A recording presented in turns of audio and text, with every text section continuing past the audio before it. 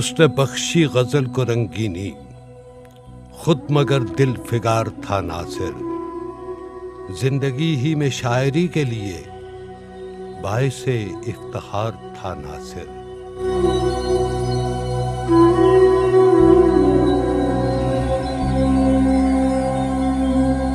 معمولی باتوں، تاریک راتوں کو شدت سے محسوس کرنے والا ناصر کاظمی، دھوپ، ہجرت اور بے سر و سامانی کا دکھ جھیلنے والا ناصر کاظمی، وہ ناصر کاظمی جس نے اپنے لفظوں اور شاعری سے فکر و نظر کی بلندیوں کو تسخیر کر دیا۔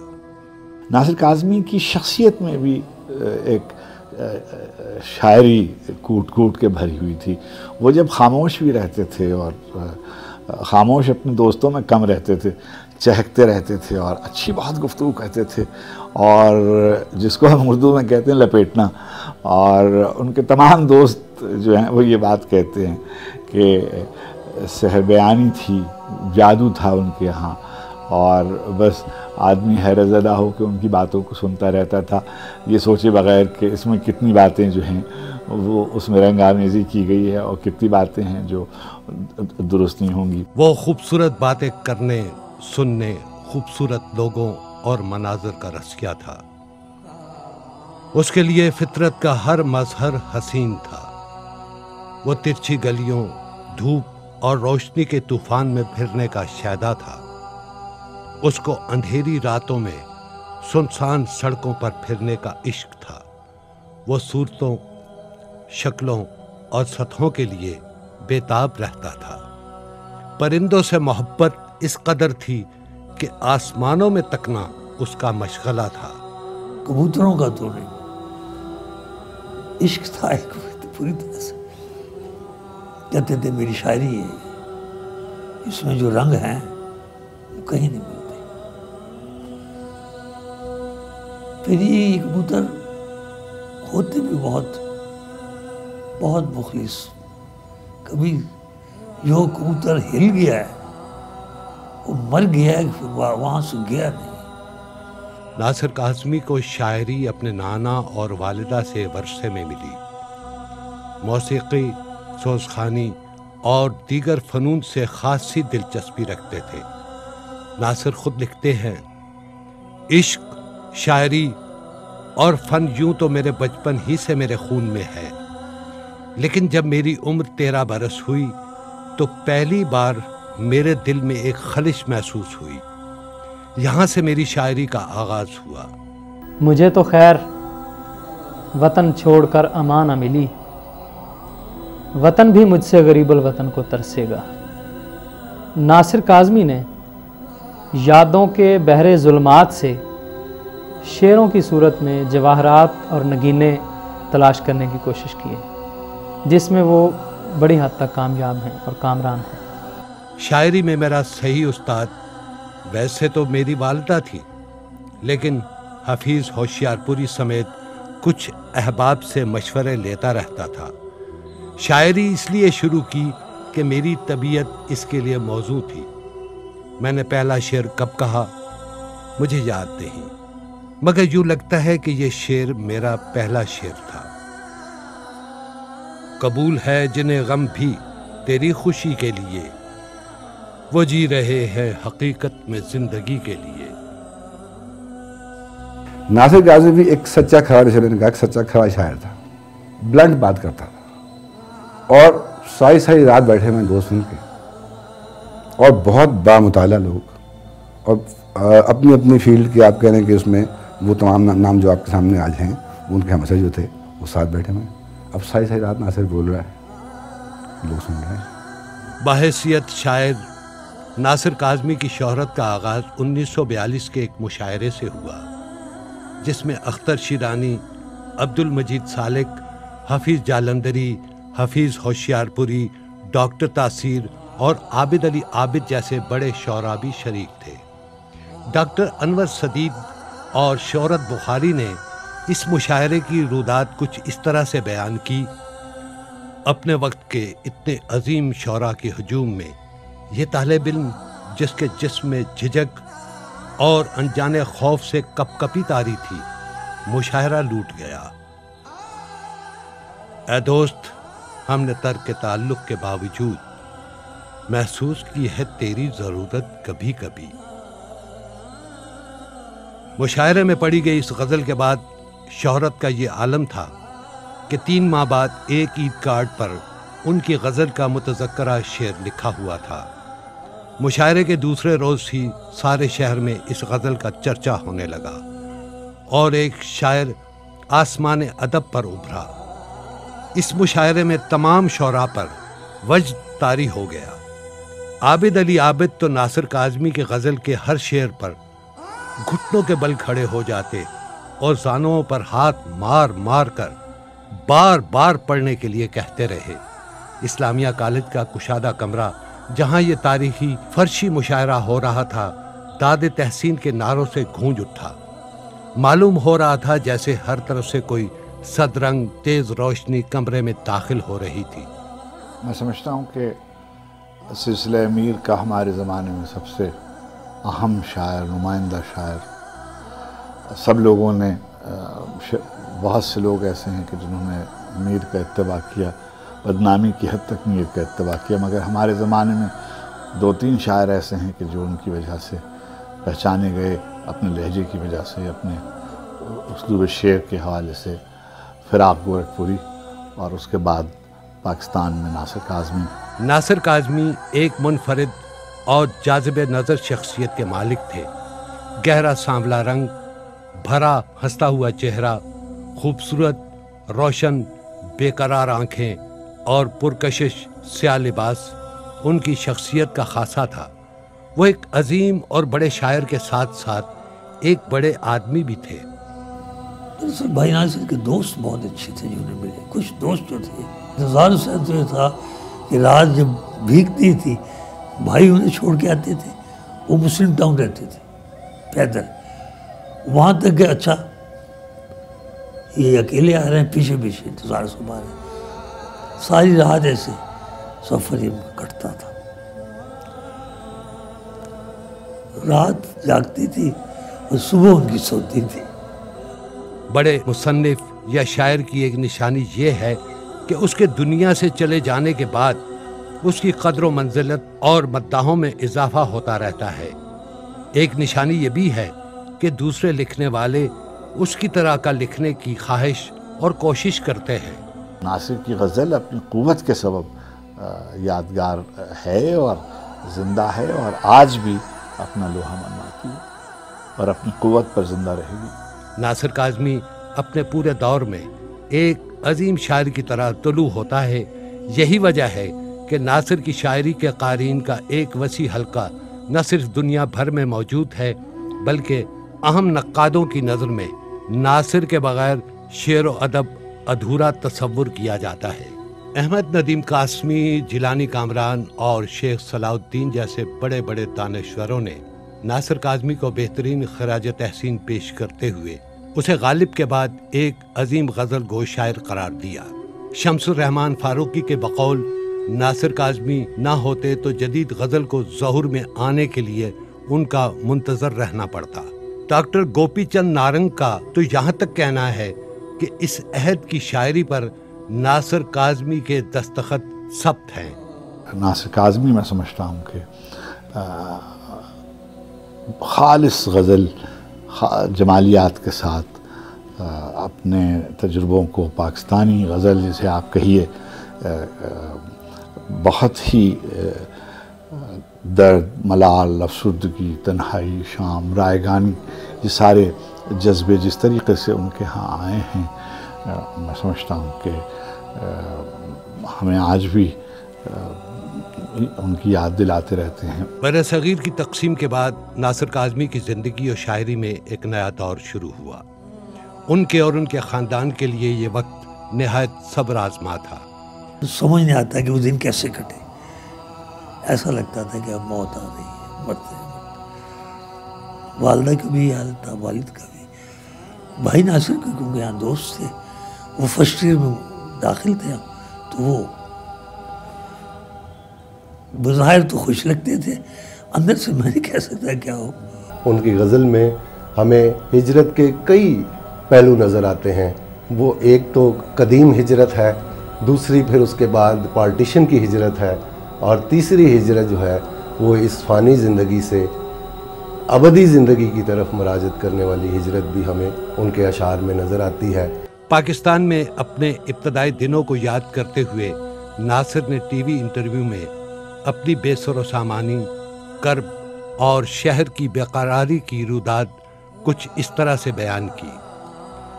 تقسیم کے بعد جب ہم پاکستان آئے تو بے سر و سامانی کی کیفیت تھی، اور ہمارا خاندان بھی بے سر و سامان تھا۔ کسی مکان کا دروازہ کھلا ہے تو کھلا ہے۔ یہ اونچی فلک بوس عمارتیں جو تم مال پہ دیکھ رہے ہو، یہ کچھ نہیں تھا، بس کچھ درخت تھے، ہاتھ ملا کے ناچتے تھے۔ وہ راتیں ہری تھیں، لیکن کوئی بات ان راتوں میں ہوتی تھی۔ ایسا لگتا تھا کہ رات بھر درخت چاندنی میں ناچتے تھے۔ اس بے سر و سامانی میں بھی ایک جینے کی بڑی امنگ تھی کہ ہم نئے ملک کے وارث ہیں۔ آج بھی جب کبھی ہجرت کا موضوع زیر بحث آتا ہے تو اس میں یہ غزل ضرور نقل کی جاتی ہے: یہ شب یہ خیال و خواب تیرے، کیا پھول کھلے ہیں منہ اندھیرے۔ یہ شب یہ خیال و خواب تیرے، کیا پھول کھلے ہیں منہ اندھیرے۔ شعلے میں ہے ایک رنگ تیرا، شعلے میں ہے ایک رنگ تیرا، باقی ہیں تمام رنگ میرے۔ آنکھوں میں چھپائے پھر رہا ہوں یادوں کے بجھے ہوئے سویرے۔ آنکھوں میں چھپائے پھر رہا ہوں یادوں کے بجھے ہوئے سویرے۔ دیتے ہیں سراغ فصل گل کا شاخوں پر جلے ہوئے بسیرے۔ دیتے ہیں سراغ فصل گل کا شاخوں پر جلے ہوئے بسیرے۔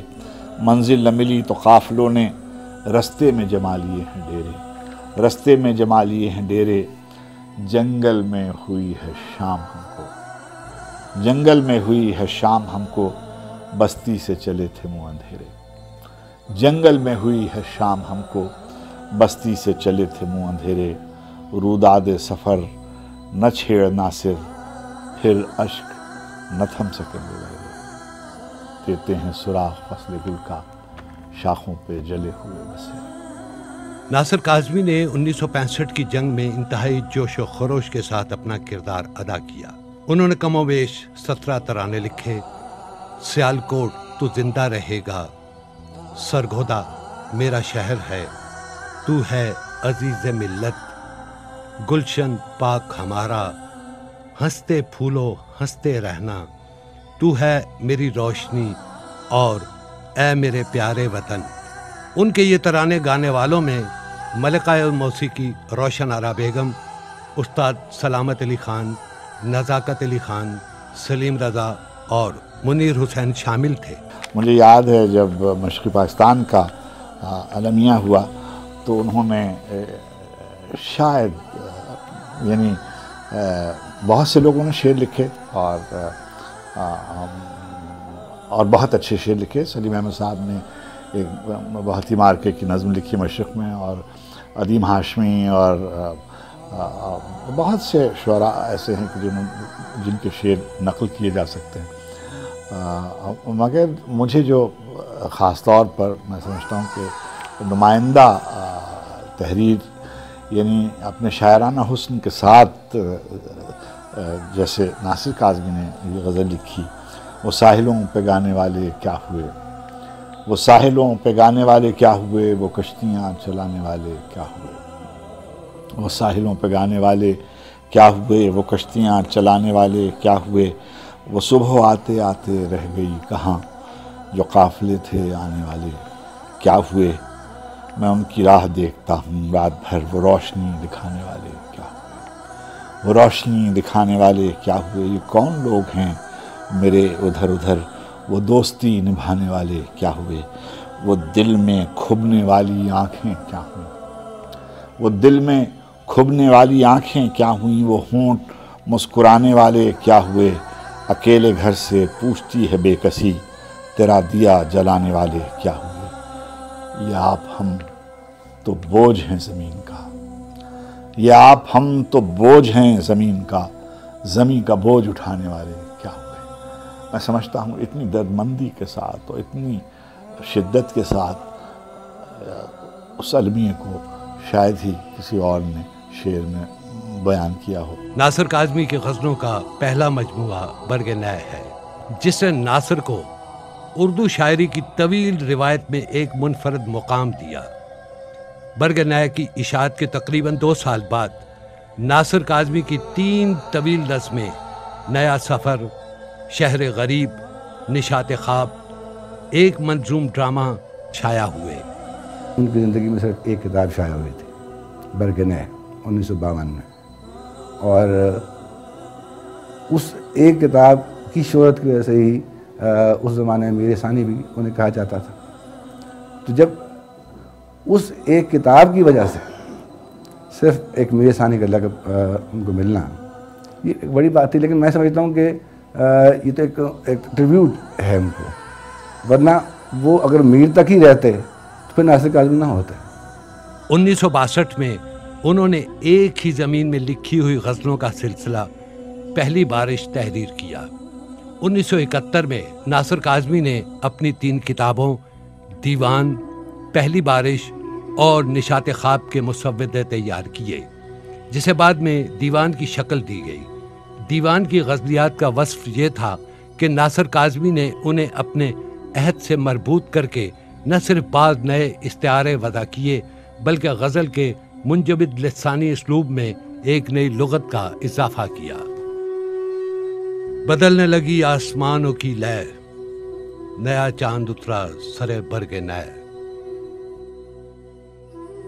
ناصر کاظمی کا ایک آئیڈیل معاشرہ وہ ہے جہاں عدل ہو اور ہوائے ظلم کا گزر نہ ہو، جہاں راستے سنسان اور بے چراغ نہ ہوں، لوگ رات کو بھی گھروں میں اور گھروں سے باہر اپنے آپ کو محفوظ سمجھے، گھروں کی دیواروں سے اداسی نہ ٹپکے، جھونپڑی والوں کی تقدیر بجھا بجھا سا دیا نہ ہو، چند گھرانوں نے مل جل کر اکثریت کا حق نہ چھینا ہو، باہر کی مٹی کے بدلے گھر کا سونا نہ بیچا جاتا ہو، جہاں خاک نشیں سر اٹھا کے چلتے ہوں۔